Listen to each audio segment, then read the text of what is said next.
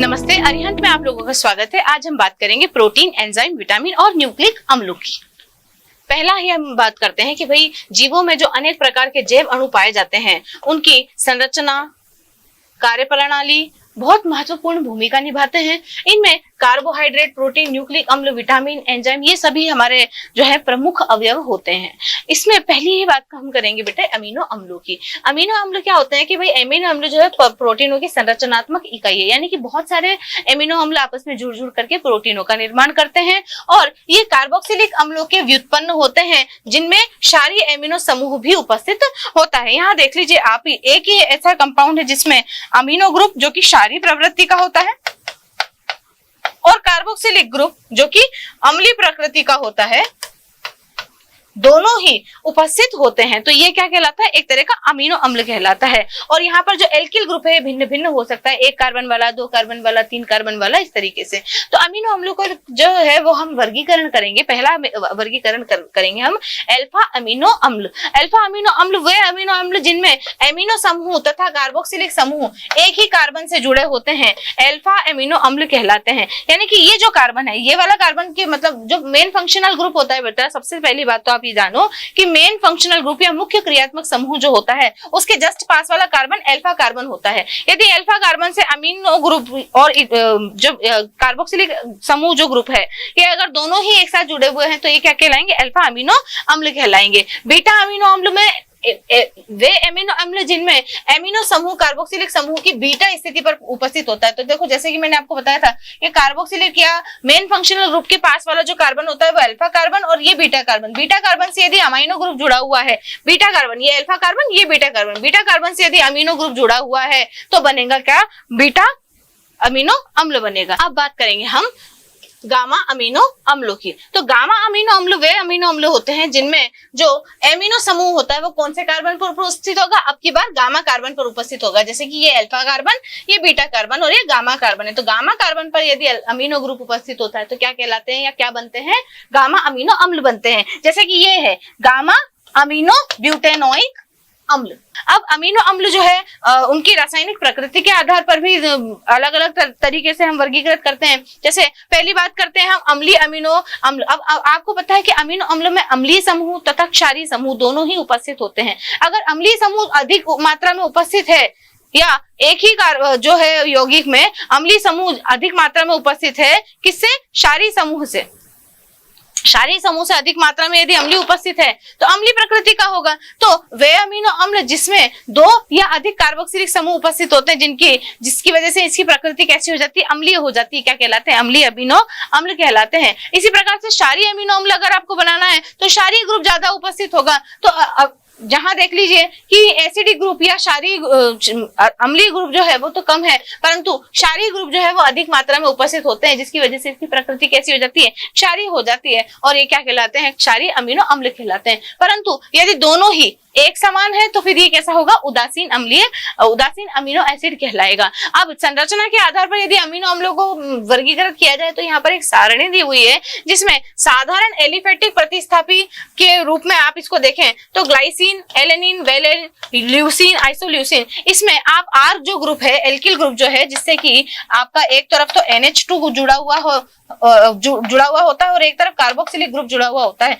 अगर ये alkyl group की जो स्थिति है, ये अगर हाइड्रोजन जुड़ा हुआ है तो ग्लाइसिन बनेगा, CH3 जुड़ा हुआ है तो अलग अलग जो एल्किल ग्रुप है उनको देखा जाए तो साधारण एलिफेटिक प्रतिस्थापी श्रृंखला युक्त जो अमीनो अम्ल होते हैं वो इन ग्रुपों आर जो होता है उसमें परिवर्तन के आधार पर यहाँ पर बताया गया है, जिसकी जल में विलेयता, समविभव बिंदु और प्रकाशिक घूर्णन भी दर्शाया गया है। अब एरोमेटिक प्रतिस्थापी अगर देखेंगे तो आर के स्थान पर क्या उपस्थित होते हैं? CH2PH, यानी कि फेनिल ग्रुप के साथ में एक CH2 ग्रुप भी उपस्थित होता है जिसे फेनिल एलेनिन कहते हैं। ये वाला ग्रुप अगर उपस्थित है तो ये ट्रिप्टोफेन कहलाएगा जिसे शॉर्ट में TRP भी कहा जाएगा। अगर ये वाला ग्रुप उपस्थित है तो टायरोसिन कहलाएगा जिसको शॉर्ट में TRY से प्रदर्शित किया जाता है या Y से भी प्रदर्शित किया जाता है। ये वाला ग्रुप अगर उपस्थित है R की जगह पर तो ये हिस्टीडीन कहलाएगा।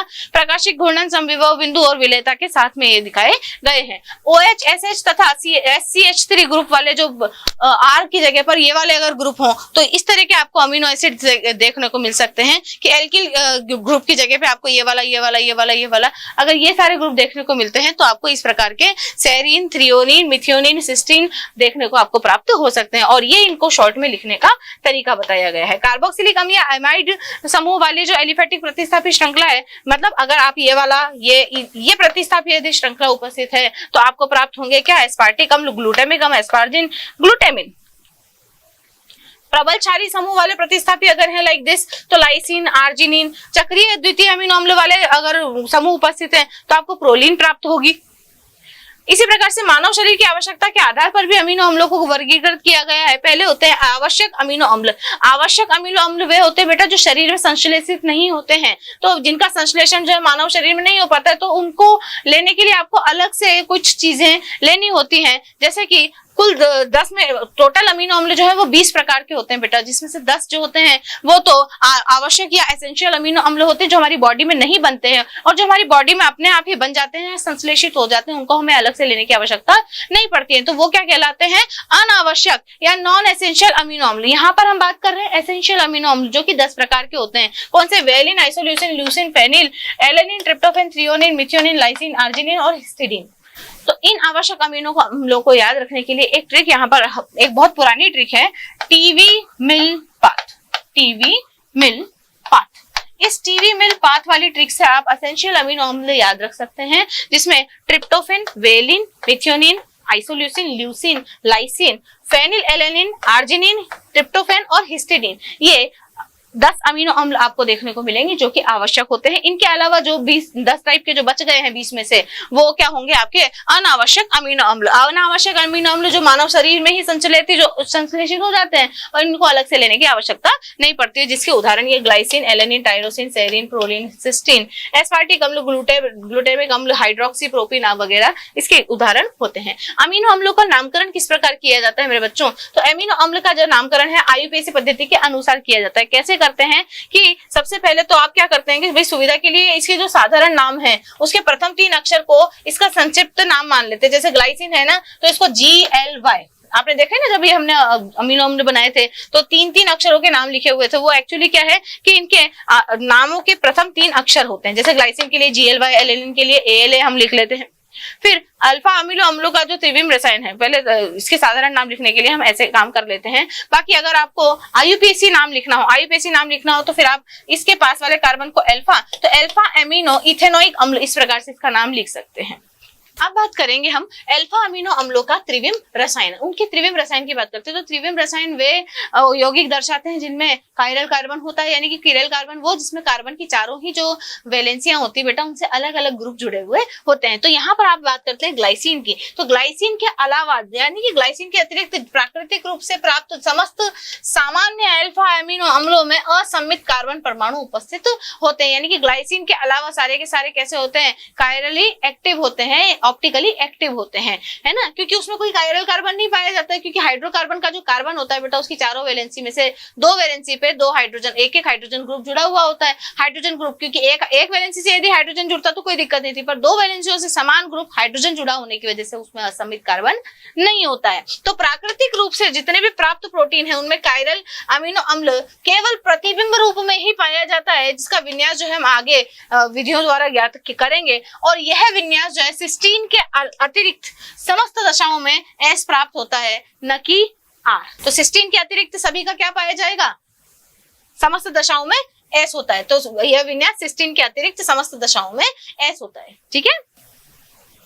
अल्फा अमीनो के लिए D तथा L विन्यास यदि हम देखें तो D अमीनो अम्ल क्या होते हैं कि भाई अल्फा कार्बन के फिशर प्रक्षेपण सूत्र के अनुसार यदि यदि L अमीनो अम्ल बनाना है तो L अमीनो अम्लों में अमीनो अम्ल जो है वो बाईं ओर स्थित होता है। यदि बाईं ओर स्थित है तो आप देखेंगे कि L अमीनो अम्ल बना, और अगर अमीनो ग्रुप जो है वो अगर दाईं ओर उपस्थित है तो आप इसका D रूप देख सकते हैं यहाँ पर। तो L सेरीन या S सेरीन इसको कहा जाता है और D सेरीन या R सेरीन इससे कहा जाता है विन्यास के आधार पर।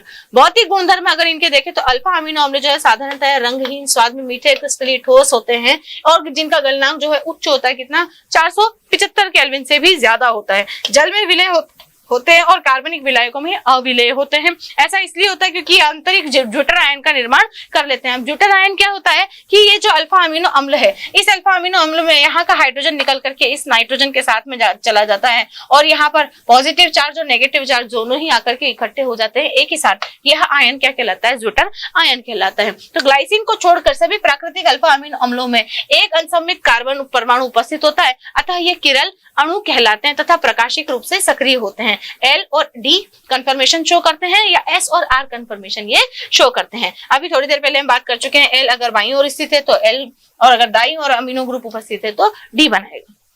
रासायनिक गुणधर्मों की बात कर लेते हैं, कार्बोक्सिलिक समूह के कारण कौन कौन सी अभिक्रियाएं देते हैं?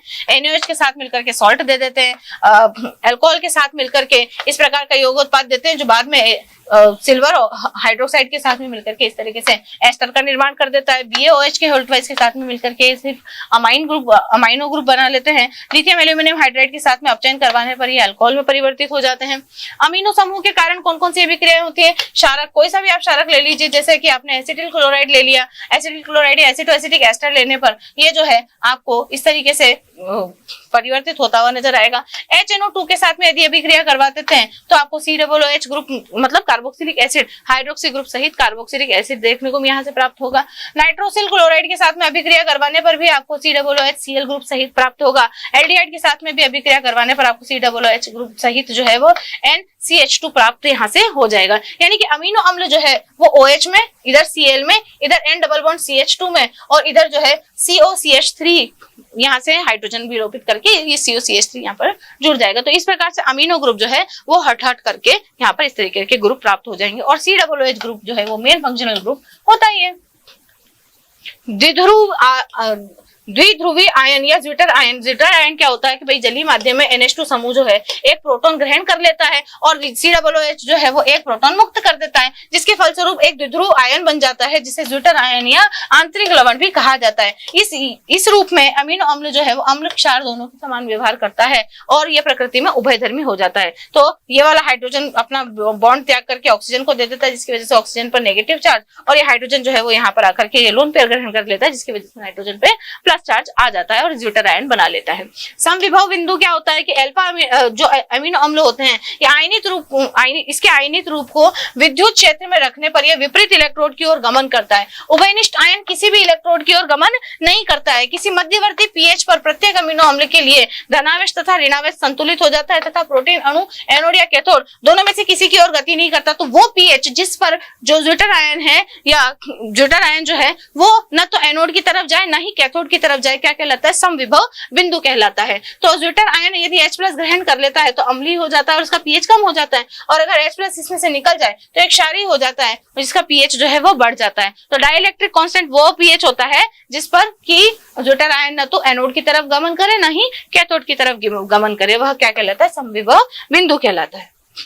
इसके उपयोग क्या है? प्रोटीन का निर्माण करता है, शरीर की वृद्धि के लिए आवश्यक होता है, हार्मोन निर्माण करता है और विषैले पदार्थों के निष्कर्षण में भी ये काम आता है। तो बात करेंगे प्रोटीनों की। प्रोटीन क्या होते हैं भाई? नाइट्रोजन युक्त जटिल अणु होते हैं, जीव जगत के विकास, वृद्धि तथा शरीर के रखरखाव के लिए बहुत आवश्यक होते हैं और इनका अणुभार बहुत ज्यादा होता है। कितना? लगभग 10,000 से भी अधिक इनका अणुभार होता है। और ये प्रोटीन जो होते हैं बेटा वो अल्फा अमीनो अम्लों के बहुलक होते हैं, यानी कि इनमें 1,00,000 इकाइयां कौन पाई जाएंगी? अल्फा अमीनो अम्ल पाए जाएंगे। और ये अल्फा अमीनो अम्ल जब आपस में एक अल्फा अमीनो अम्ल दूसरे अल्फा अमीनो अम्ल से दूसरा वाला तीसरे वाले के साथ में जब जुड़ेगा तो कौन सा बंध बनाएगा? पेप्टाइड बंध बनाएगा। तो आप बोल सकते हैं कि प्रोटीन जो है बहुलक होते हैं जिनकी 1,00,000 इकाइयां अल्फा अमीनो अम्ल होते हैं। अल्फा अमीनो अम्ल इकाइयां एक दूसरे से पेप्टाइड बंध द्वारा जुड़ी होती हैं, अतः इन्हें बहुलकीकृत या बहुलीकृत अमीनो अम्ल एमाइड भी कहा जाता है।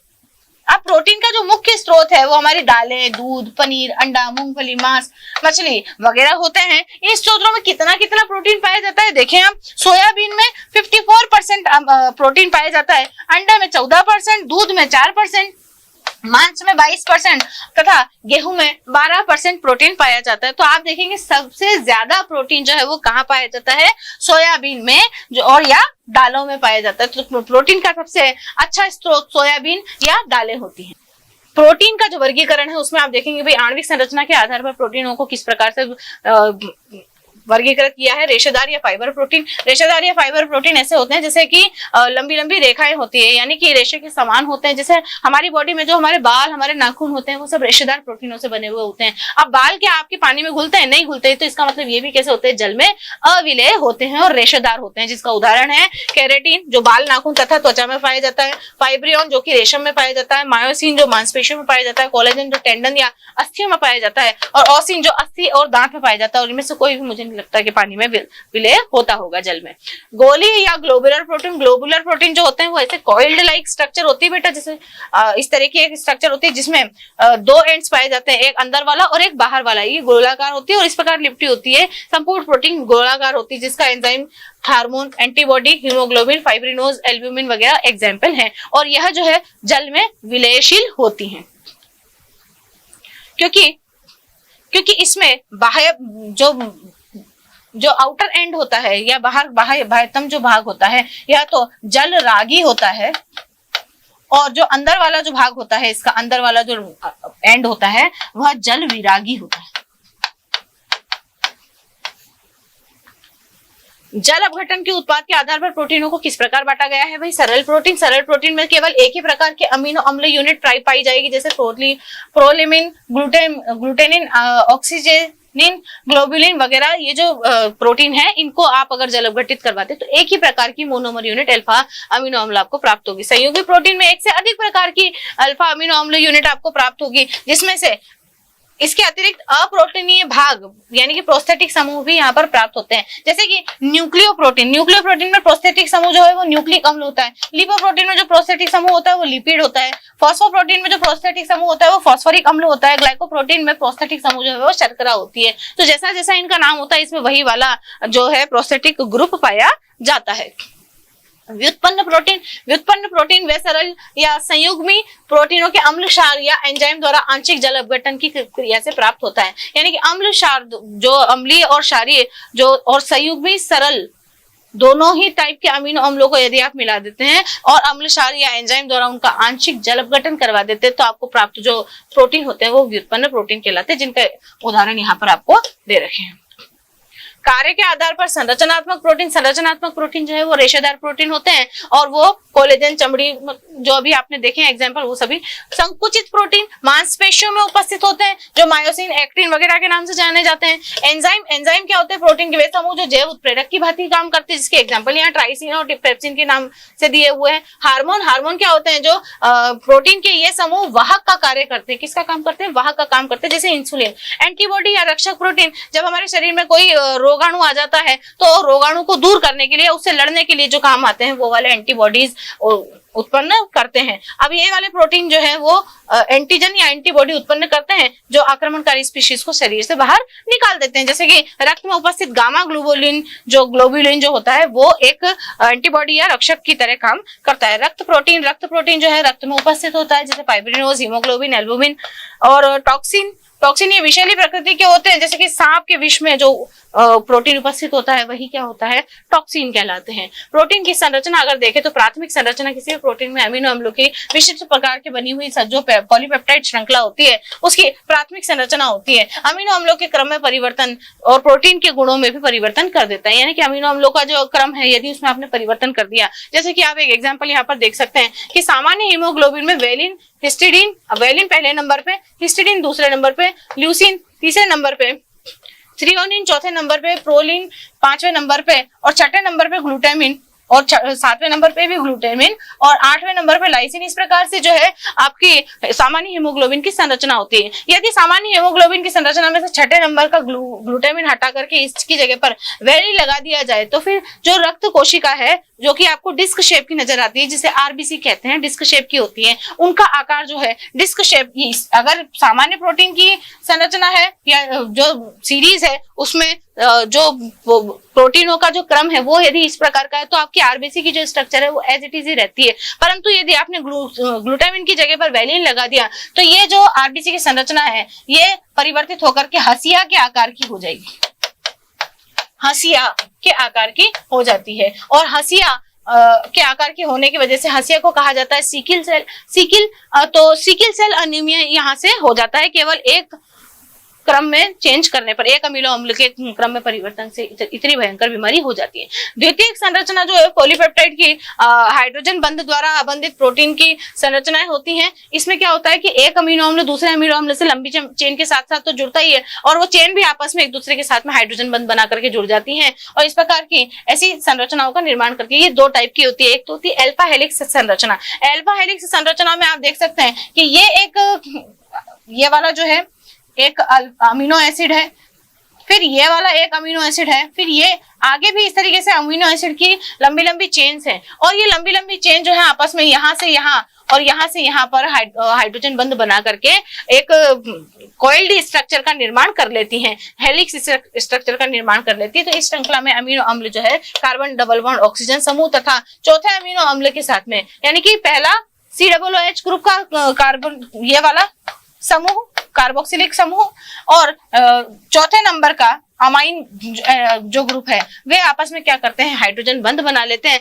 जिसकी वजह से दक्षिणावर्त पेच के समान जुड़ी हुई संरचना बनती है। और इस प्रकार हाइड्रोजन आबंध बनने के कारण पॉलीपेप्टाइड श्रृंखला जो है कुंडली के रूप में घूम जाती है। जैसे कि अल्फा कीरेटिन जो हमारे नाखून बालों में, मायोसिन, एक्टिन, इन सभी में पाया जाता है।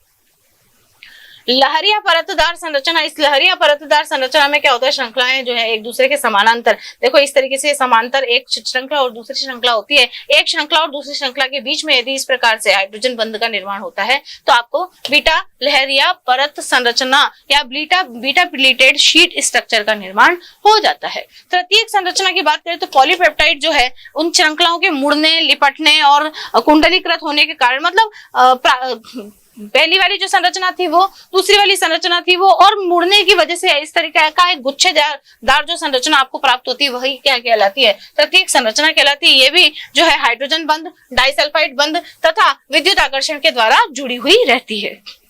रेशेदार प्रोटीन की तृतीयक संरचना जो है किस प्रकार से बनती है, इसमें संपूर्ण प्रोटीन जो है वो एक समान द्वितीयक संरचना अर्थात अल्फा हेलिक्स या बीटा लहरिया परत संरचना होती है, जो केराटिन या कोलेजन में पाई जाती है। ग्लोबुलर प्रोटीन की जो तृतीयक संरचना होती है इसमें संपूर्ण अणु की जो लंबाई है उसके समान ही द्वितीयक संरचना नहीं होती है। अणु के कुछ भाग जो है अल्फा हेलिक्स संरचना तथा दूसरा भाग जो है बीटा प्लेटेड शीट के समान तथा शेष भाग जो है वो अनियमित कुंडली संरचना के समान होता है। इनके उदाहरण एंजाइम, एंटीबॉडी, मायोग्लोबिन होते हैं, यानी कि इसमें तीनों ही टाइप की अलग अलग संरचनाएं पाई जाती हैं। चतुष्क संरचना की बात करें तो चतुष्क संरचना में यह संरचना तब बनती है जब दो या दो से अधिक पॉलीपेप्टाइड जो श्रृंखलाएं हैं सहसंयोजक बंध के द्वारा के अतिरिक्त अन्य प्रकार के आबंधों जैसे हाइड्रोजन बंध, विद्युत आकर्षण बंध, वॉन डर वाल बंध द्वारा जुड़ी हुई होती हैं और कई इकाइयां आपस में जुड़कर एक वृहद त्रिविम विन्यासी आकृति, किसी वृहद त्रिविम, देख लीजिए ये कैसा एक गुच्छे जैसा बना हुआ है ना, तो ऐसी चतुष्क संरचना का निर्माण यहाँ से हो जाता है, जिसे आप क्या कहते हैं, वृहद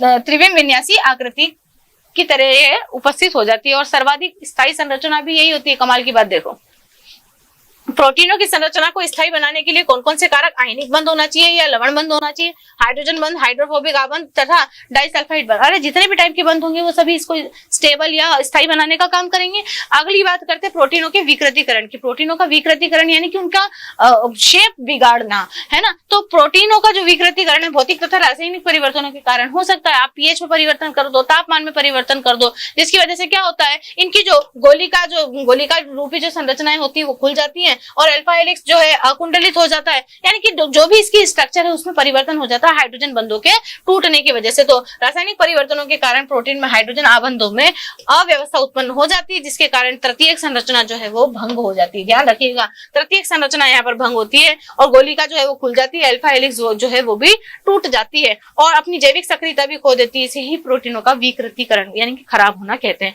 जैसे अंडे को उबालने पर जो एल्ब्यूमिन प्रोटीन का जो अविलेय रेशेदार प्रोटीन में परिवर्तन हो जाता है। दही जब जमता है तो दूध में उपस्थित बैक्टीरिया द्वारा लैक्टिक अम्ल उत्पन्न होने के कारण इसका विकृतीकरण हो जाता है। प्रोटीन के जो उपयोग है वो क्या है भाई, पेशियों का निर्माण करना, शरीर की वृद्धि, क्षतिग्रस्त कोशिकाओं तथा ऊतकों को सुधार करने का, हार्मोन तथा एंजाइम के संश्लेषण का, रक्त और शरीर के अन्य द्रवों की पीएच को बराबर रखने का काम करता है, एंटीबॉडीज के रूप में शरीर की सुरक्षा करता है और आनुवंशिक लक्षणों के विकास तथा गति वगैरह का नियंत्रण भी ये करता है। एंजाइम या विकर क्या होते हैं? एंजाइम जो होते हैं गोलीय प्रोटीन होते हैं जो जीव तंत्र में रासायनिक अभिक्रियाओं में उत्प्रेरक, कौन सा उत्प्रेरक? जैव उत्प्रेरक की भांति व्यवहार करते हैं। इनके गुणधर्म क्या है? सभी एंजाइम जो है वो प्रोटीन होते हैं और एंजाइमों की प्रकृति जो है थोड़ी सी विशिष्ट होती है, किसी भी अभिक्रिया विशेष को ही उत्प्रेरित करते हैं। यूं नहीं कि आपने किसी भी अभिक्रिया में डाल दिया और उसका उत्प्रेरण शुरू कर देंगे ना, ऐसा नहीं होता। एंजाइम जो है वो सक्रिय ऊर्जा को उसी प्रकार कम कर देते हैं जैसे कि अन्य उत्प्रेरक कम कर देते हैं और अधिक मात्रा में जो है आपको उत्पाद प्राप्त होने लगते हैं। किसी भी अभिक्रिया के लिए एंजाइम की बहुत थोड़ी सी मात्रा ही आवश्यक होती है। अनुकूलतम ताप तथा पीएच पर ये सक्रिय होते हैं और कुछ पदार्थ एंजाइमों की उत्प्रेरण क्रिया को कम करने में सक्षम होते हैं जिन्हें मंदक कहा जाता है। जो इनकी अभिक्रिया को कम कर दे या इनकी उत्प्रेरक प्रवृत्ति को कम कर दे वो क्या कहलाते हैं? मंदक कहलाते हैं। एंजाइमों का जो नामकरण तथा वर्गीकरण किस प्रकार से किया जाता है? भाई किसी भी अभिक्रिया में जो एंजाइम उपस्थित है या जिन पदार्थों पर क्रिया करते हैं उन्हें क्रियाधार कहते हैं। प्रायः एंजाइमों का नामकरण जो है उन्हीं क्रियाधारों के नाम के आधार पर किया जाता है और अंत में हम जो है प्रीफिक्स सफिक्स जो है वो एज लगा देते, एज सफिक्स लगा देते। जैसे कि फ्यूमरेज फ्यूमेरिक अम्ल के मैलिक अम्ल में परिवर्तन को प्रदर्शित करता है। तो फ्यूमेरिक अम्ल क्या है? सबस्ट्रेट है, तो वहां से ले लिया फ्यूमर और पीछे लगा दिया एज, तो बन गया क्या? फ्यूमरेज। तो इसी प्रकार देखो ऑक्सीडो रिडक्टेज एंजाइम जो है वो ऑक्सीकरण और रिडक्शन अभिक्रियाएं देखता है। देखो ऑक्सीडो ऑक्सीडेशन और रिडक्शन दोनों अभिक्रियाएं कर रहा है। तो oxido reductase enzyme transferase enzyme यानी कि समूह के स्थानांतरण के लिए काम आता है। हाइड्रोलेज एंजाइम जल अपघटनीय अभिक्रियाएं दिखाता है। लाइज एंजाइम द्विक बंधों पर समूहों का योग या हानि जो है समावयवी अभिक्रियाएं करवाता है, लाइज है ना। आइसोमरेज एक जैसे समावयवी अभिक्रियाएं प्रदर्शित करता है। आइसोमेरिज्म होता है ना, आइसोमेरिज्म करवाने वाले जो भी एंजाइम होते हैं वो आइसोमरेज कहलाते हैं। लाइगेज एटीपी की आवश्यकता रखने वाले दो समूह के जो संघनन और संश्लेषण होते हैं वहां काम में लिए जाते हैं। एंजाइम की क्रियाविधि किस प्रकार से होती है? किसी अभिक्रिया की प्रगति के लिए एंजाइम जो है वो तो बहुत थोड़ी सी मात्रा में उपस्थित लिया जाता है और रासायनिक उत्प्रेरक के समान यह काम करता है। यह क्या करता है कि एंजाइम भी सक्रिय ऊर्जा के परिमाण को कम कर देता है और इस प्रकार से मान लीजिए कोई एंजाइम ई अभिकारक एस के द्वारा एक प्रकार का मध्यवर्ती बनाते हैं। मध्यवर्ती जो है ये एंजाइम ई मध्यवर्ती से जब एंजाइम को अलग करना होता है तो एंजाइम अभिकारक संकुल से एंजाइम ई तथा उत्पाद पी का निर्माण हो जाता है। ये जो है ईपी में परिवर्तित होता है और ये ईपी जो है बाद में टूट करके एंजाइम अलग दे देता है तथा उत्पाद में अलग अपघटित हो जाता है। तो एंजाइमों के उपयोग क्या होते हैं?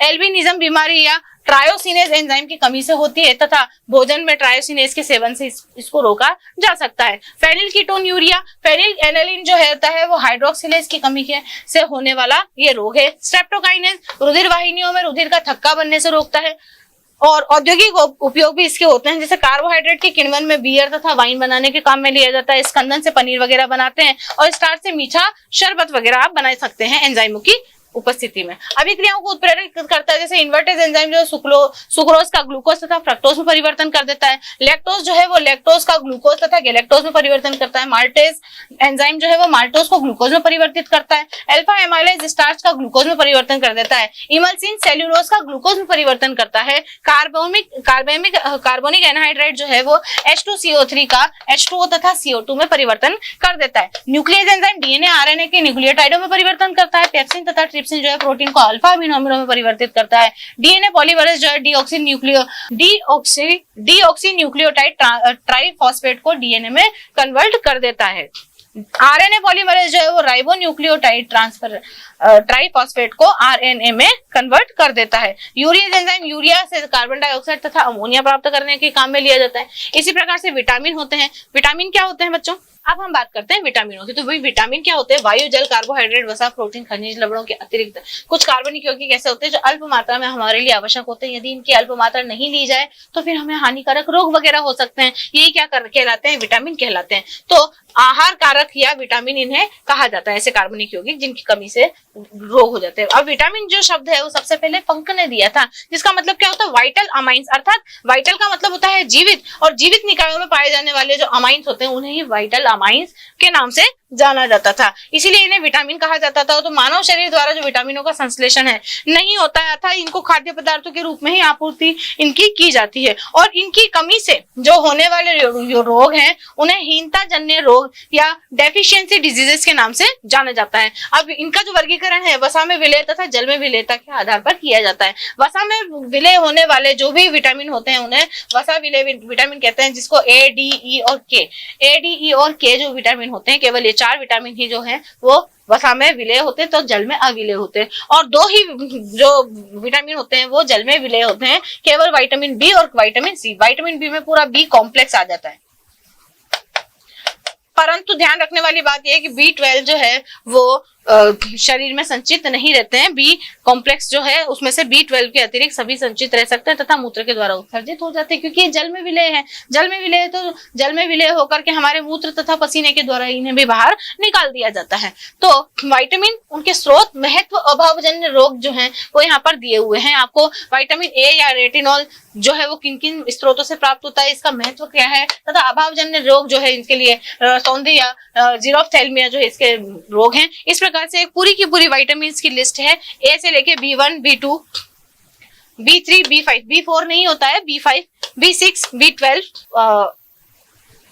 B12 के बाद में फॉलिक अम्ल, vitamin H, vitamin C, vitamin D और विटामिन के, विटामिन ई। इस प्रकार से आपको अलग अलग जो विटामिन है उनके अलग अलग विटामिन के स्रोत, महत्व और अभावजन्य रोग दिए हुए हैं। ध्यान रखने वाली बात यह है कि विटामिन ए को रेटिनॉल या जीरोफ्थॉल कहा जाता है। विटामिन बी को जो है कॉम्प्लेक्स बी कॉम्प्लेक्स के रूप में पाया जाता है, जिसमें B1, B2 से लेकर के B12 तक पाए जाते हैं। B1 का नाम थायमिन या एन्यूरिया होता है, B2 को राइबोफ्लेविन के नाम से या लैक्टोफ्लेविन के नाम से जाना जाता है। तो इस प्रकार जो है आप पूरे एक लिस्ट यहाँ पर दी हुई है, इससे आप विटामिन और उनके रासायनिक नाम, स्रोत, महत्व और अभावजन्य रोगों को प्राप्त कर सकते। अब हम बात करते हैं न्यूक्लिक अम्लों की। तो न्यूक्लिक अम्ल कार्बन, हाइड्रोजन, ऑक्सीजन तथा नाइट्रोजन, फास्फोरस के जटिल यौगिक होते हैं और केंद्रक में ये पाए जाते हैं, और सूचनाओं के स्थानांतर, आनुवंशिक जो सूचनाएं हैं उनके स्थानांतर एक संतति से दूसरी संतति में करने के काम में लिए जाते हैं। न्यूक्लिक अम्ल जो है वो 2 प्रकार के होते हैं, डीऑक्सीराइबोज और राइबोन्यूक्लिक अम्ल, जिसे डीएनए और आरएनए के नाम से भी आज जानते हैं। डीएनए जो है मुख्यतः केंद्रक में पाया जाता है, जबकि आरएनए जो है वो कोशिका द्रव्य में पाया जाता है। डीएनए जो है अधिकांश जीवों तथा अनेक वायरसों का आनुवंशिक वाहक होता है, यद्यपि कुछ वायरसों का आनुवंशिक पदार्थ जो है आरएनए भी होता है, परंतु डीएनए मुख्य होता है। न्यूक्लिक अम्ल का जो संगठन है वो किस प्रकार होता है, न्यूक्लिक अम्ल, डीएनए तथा आरएनए जो है वास्तव में विभिन्न प्रकार के छोटे छोटे जैव अणुओं का समूह है, जिन्हें हम घटक भी कह सकते हैं। अब कौन कौन से घटक है देख लीजिए। पहला तो घटक होता है शर्करा, जो कि आपने आगे पढ़ा है कार्बोहाइड्रेट चैप्टर में। कार्बोहाइड्रेट चैप्टर में आपने डी राइबोस तथा 2-डीऑक्सीराइबोस शर्करा आप देखते हैं। 2-डीऑक्सीराइबोस का मतलब है दूसरे नंबर के कार्बन से ऑक्सीजन को गायब कर दिया है। डीऑक्सीराइबोस, डी मतलब निकालना। डी शब्द जो है वह तब इस्तेमाल किया जाता है जब शर्करा को वहां से या किसी भी चीज को वहां से हटा दिया जाता है, जैसे डी टैन करना है ना, टैनिंग हटाने। और डीऑक्सी का मतलब ऑक्सीजन को हटाना। डिहाइड्रोजनेशन का मतलब है हाइड्रोजन का हटाना। तो डी का मतलब है यहाँ पर हटाना, किसको हटाना, ऑक्सीजन को हटाना। कहाँ से हटाना, दूसरे नंबर के कार्बन से हटाया जाता है। तो दूसरे नंबर के कार्बन से जो राइबोस शर्करा है, इस राइबोस शर्करा के दूसरे नंबर के कार्बन से यदि ऑक्सीजन को हटा दिया जाता है तो यह डीऑक्सीराइबोस में परिवर्तित हो जाती है। तो डीऑक्सीराइबोस और ये राइबोस जो है वो आरएनए में उपस्थित होती है, और डीऑक्सीराइबोस जो है वो डीएनए में उपस्थित होती है, क्योंकि उसका नाम ही होता है डीऑक्सीराइबोस न्यूक्लिक एसिड। तो इस प्रकार न्यूक्लिक अम्ल में जो जल अपघटन होता है उससे 2 पेंटोस शर्कराएं प्राप्त होती है, जिनके नाम क्रमशः डी राइबोस तथा 2-डीऑक्सीराइबोस होते हैं। आरएनए में राइबोस तथा डीएनए में डीऑक्सीराइबोस पाई जाती है। इन शर्कराओं में जो चिन्हित जो कार्बन है वो कौन से हैं, आपके एनोमेरिक कार्बन होते हैं। दूसरे होते हैं अवयव नाइट्रोजन युक्त क्षारक। नाइट्रोजन युक्त क्षारकों को भी 2 भागों में पिरिडीन व्युत्पन्न और पिरिमिडिन व्युत्पन्न दो नाम से जाना जाता है। तो पिरिडिन और पिरिमिडिन दो नामों से जाना जाता है।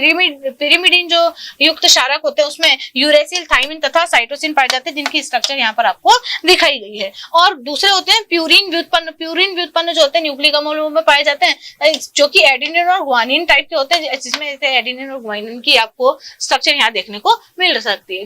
और तीसरा होता है फॉस्फेट समूह। जो फॉस्फेट मूलक होता है PO4 3- वह ही जो है फॉस्फेट समूह का यहाँ पर काम करता है। न्यूक्लियोसाइड अगर बनाना है, न्यूक्लियोसाइड और न्यूक्लियोटाइड क्या होते हैं, तो आप पहले देखेंगे विषम चक्रीय क्षारक और शर्करा से आबंधित होने से बने हुए जो न्यूक्लिक अम्ल के अणु होते हैं उनको न्यूक्लियोसाइड कहा जाता है। जबकि फॉस्फेट समूह तथा न्यूक्लियोसाइड यदि दोनों मिल जाएं तो न्यूक्लियोटाइड का निर्माण करते हैं। यानी कि अगर शर्करा और नाइट्रोजन क्षारक मिलेंगे तो आपको न्यूक्लियोसाइड बनेगा। अगर इसी के साथ में फॉस्फेट ग्रुप भी अगर जुड़ जाता है तो ये न्यूक्लियोटाइड का निर्माण कर लेता है। न्यूक्लियोसाइड तथा न्यूक्लियोटाइडों में क्या अंतर होता है? न्यूक्लियोसाइड जो होता है ये क्षारक तथा शर्करा का संयोजन होता है, जबकि ये क्षारक, शर्करा तथा फॉस्फेट ग्रुप तीनों का ही, यानी कि आप बोल सकते हैं कि न्यूक्लियोसाइड तथा फॉस्फोरिक अम्ल का संयोजन होता है। इसके जो उदाहरण है वो है एडिनोसिन और ये है एडिनाइलिन, जो कि एडिनिन और राइबोस से बनता है, और ये जो है एडिनोसाइन और फॉस्फोरिक अम्ल से बनता है। उसी प्रकार के चार उदाहरण यहाँ पर आप देख सकते हैं। इनकी संरचना है जो न्यूक्लियोसाइड में जो शर्करा होती है वह क्षारक के साथ में जुड़ी हुई है जब होती है, जबकि यहाँ पर क्षारक, शर्करा तथा फॉस्फेट तीनों ही ग्रुप उपस्थित होते हैं। न्यूक्लियोसाइड के समान न्यूक्लियोटाइड में उपस्थित जो शर्करा के आधार पर इन्हें दो प्रकार में राइबोन्यूक्लियोटाइड तथा डीऑक्सीराइबोन्यूक्लियोटाइड में बांटा गया है। डीऑक्सी एडिनोसिन मोनोफॉस्फेट को DAMP के नाम से भी जाना जाता है। न्यूक्लिक अम्लों की संरचना में अगर प्राथमिक संरचना देखें तो न्यूक्लिक अम्ल जो है पॉलीन्यूक्लियोटाइड होते हैं, अर्थात इनका निर्माण हजारों न्यूक्लियोटाइडों के संयोजन से होता है। ये जल में विलोपन द्वारा होता है। इस प्रकार जो है बहुलीकरण होने की वजह से एक न्यूक्लियोटाइड शर्करा के अवशिष्ट का जो 5वां कार्बन है वो दूसरे न्यूक्लियोटाइड के तीसरे नंबर के कार्बन पर उपस्थित जो फॉस्फोरिक अम्ल है उससे एक दूसरे से जुड़ जाते हैं और पॉलीन्यूक्लियोटाइड श्रृंखला का निर्माण करते हैं। इस श्रृंखला में एकांतर क्रम में शर्करा फॉस्फेट अपशिष्ट होते हैं। इसमें प्रत्येक शर्करा के साथ एक नाइट्रोजन युक्त क्षारक भी संयोजित होता है, जो कि देखने में इस प्रकार की लगती है। आप देख लीजिए, एक जो शर्करा है इसके पहले कार्बन पे इस तरीके से ग्रुप, कोई भी ग्रुप जो है वो जुड़ा हुआ होता है तथा तीसरे कार्बन से एक फॉस्फेट ग्रुप जुड़ा हुआ होता है। और आप देखेंगे कि इसके 5वें फॉस्फेट ग्रुप बंध जो है वो एक शर्करा तथा दूसरी शर्करा के एक शर्करा के तो 5वें कार्बन और दूसरी शर्करा के तीसरे कार्बन से इस प्रकार से जुड़ता है। तो आप इस प्रकार से यहाँ पर ये बेस है नाइट्रोजन क्षारक, B3 का मतलब होता है बेस जो नाइट्रोजन क्षारक है, हर शर्करा के साथ में नाइट्रोजन कारक जुड़े हुए होते हैं। और अगर इसका क्रम देखें तो शर्करा फॉस्फेट बंध, शर्करा फॉस्फेट बंध, शर्करा फॉस्फेट बंध, इस प्रकार से यहाँ पर न्यूक्लिक एसिड की प्राथमिक संरचना देखने को मिल सकती है। और डीएनए में X जो है वो हाइड्रोजन होगा और आरएनए में X जो है वो OH होता है। ये जो X है, यदि इसमें परिवर्तन देखा जाए तो OH यदि उपस्थित है तो आरएनए, और हाइड्रोजन अगर उपस्थित है तो डीएनए में उपस्थित ये होगा।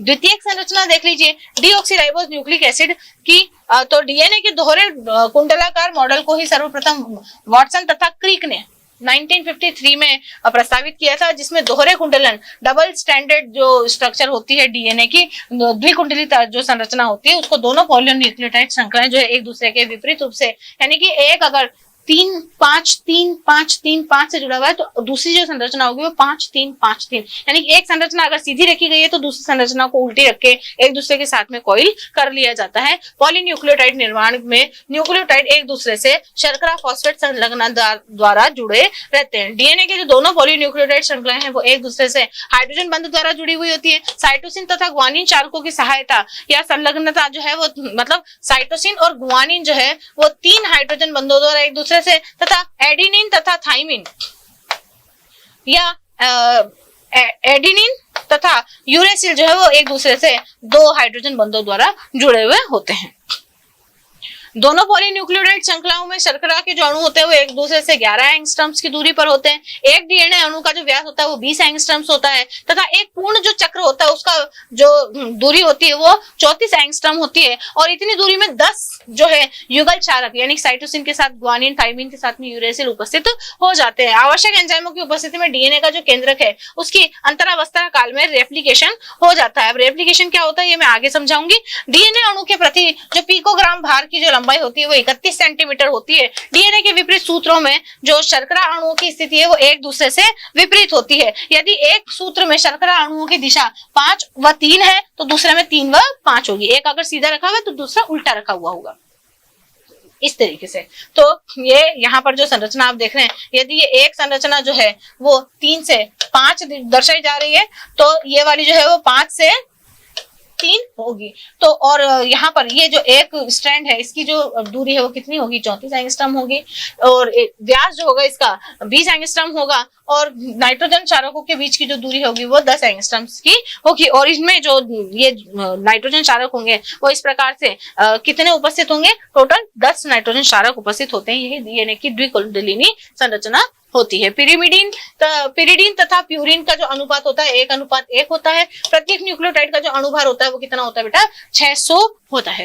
राइबोन्यूक्लिक अम्ल क्या होता है? अब राइबोन्यूक्लिक अम्ल भी एक प्रकार की उच्च अणुभार वाले पॉलीन्यूक्लियोटाइड ही होते हैं और ये डीएनए से थोड़े से भिन्न होते हैं क्योंकि इनमें राइबोस शर्करा पाई जाती है। भाई डीएनए में तो डीऑक्सीराइबोस पाई गई थी, तो आरएनए में कौन सी पाई जाएगी, राइबोस न्यूक्लिक एसिड पाया जाएगा। तो नाम भी क्या है, राइबोन्यूक्लिक अम्ल या राइबोन्यूक्लिक एसिड। राइबोन्यूक्लिक एसिड में राइबोस शर्करा पाई जाती है जबकि डीएनए में डीऑक्सीराइबोस पाई जाती है। और इसमें एकल रज्जु, इसमें डबल स्ट्रैंड नहीं होती, केवल एक ही स्ट्रैंड होती है। आरएनए जो है 3 प्रकार का होता है, एमआरएनए, आरआरएनए और टीआरएनए। एमआरएनए को मैसेंजर आरएनए, आरआरएनए को राइबोसोमल आरएनए और टीआरएनए को ट्रांसफर आरएनए कहा जाता है। किस और ये विदलन द्वारा, इस एमआरएनए जो है वो विदलन के समय, ये विदलन के अंत में तथा ये गैस्ट्रोला भवन के समय निर्माण इनका होता है।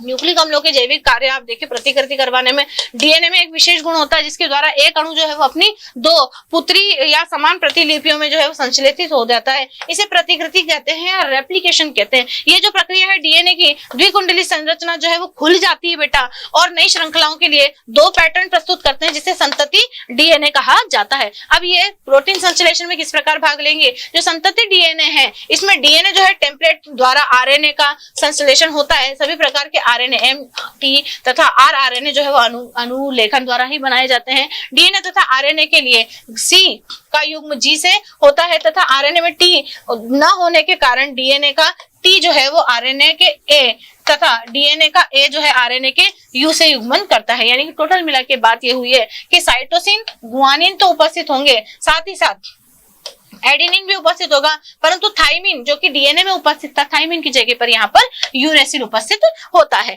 स्थानांतरण की बात करते हैं तो प्रोटीन संश्लेषण जो है मुख्यतः कोशिका द्रव्य में होता है। इस प्रक्रिया में जो मैसेंजर आरएनए के क्षारकों का कम राइबोसोम द्वारा प्रोटीन संश्लेषण को निर्देशित करता है। एमआरएनए का जो प्रत्येक कोडोन होता है वो एक विशेष अमीनो अम्ल को पेप्टाइड श्रृंखला में बंधित होने के लिए निर्देशित करता है और यह एक बहुपदी प्रक्रिया है। अलग अलग पदों में ये होती है और आपको एक नया डीएनए जो है प्राप्त हो जाता है। अब डीएनए का वह प्रत्येक भाग जो विशेष प्रोटीन तथा पॉलीपेप्टाइड के लिए विशिष्ट कोड देता है वह क्या कहलाता है, जीन कहलाता है। और न्यूक्लियोटाइड जो है त्रिक या अमीनो अम्ल के मध्य संबंध को आनुवंशिक कोड कहा जाता है। यहाँ ध्यान रखने वाली बात यह है कि आनुवंशिक कोड और जीन अलग अलग चीजें हैं। इसके द्वारा पीढ़ी दर पीढ़ी जीन का स्थानांतरण होता है। डीएनए फिंगरप्रिंटिंग ये वो तकनीक है जिसके द्वारा प्रत्येक व्यक्ति का जो डीएनए है, पहली बात तो डीएनए का जो पैटर्न होता है वो सब हर व्यक्ति में अलग अलग होता है और इसमें प्रत्येक व्यक्ति के डीएनए अणुओं में क्षारकों का जो अनुक्रम होता है वो अद्वितीय होता है। व्यक्ति की पहचान के लिए डीएनए अंगुली छापन काम में लेते हैं। अतः किसी व्यक्ति के डीएनए पैटर्न के संबंध में सूचना उसका डीएनए फिंगरप्रिंटिंग कहलाती है और इस तकनीक को डीएनए फिंगरप्रिंटिंग कहा जाता है। न्यूक्लिक अम्लों के अनुप्रयोग जो है अपराधी का दोष सिद्ध करने में, भूकंप, बाढ़ या महाविपदाओं द्वारा मारे गए व्यक्तियों की पहचान करने में किया जाता है। बच्चों के पितृत्व के निर्धारण में भी, वही बच्चे की माँ कौन है, पिता कौन है, उसमें भी यह काम में लिया जाता है। आज के इस चैप्टर में हम इतना ही पढ़ेंगे। नमस्कार।